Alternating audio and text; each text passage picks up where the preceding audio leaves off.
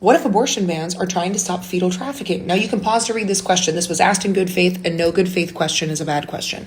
We do not have a fetal trafficking problem. This misinformation comes from a 2015 video that was released by the Center for Medical Progress, who went undercover in Planned Parenthoods and made claims that they were selling fetal tissue for profit, which has always been illegal. Fetal tissue can be donated and you can reimburse shipping and processing. You cannot profit from it. But this launched several investigations. There was a House investigation, federal investigation, statewide investigations, blue and red states.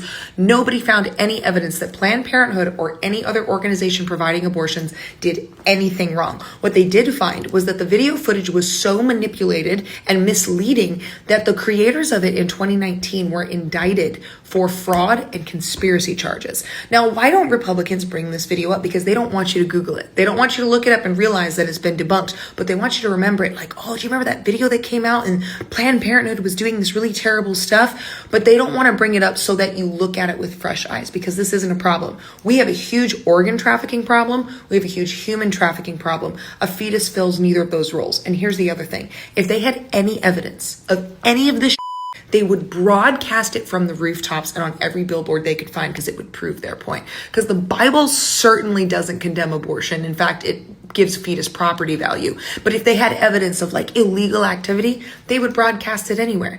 And here's the last thing.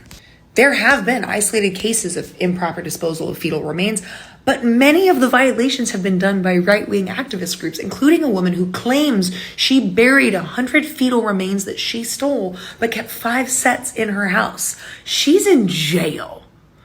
So this isn't real.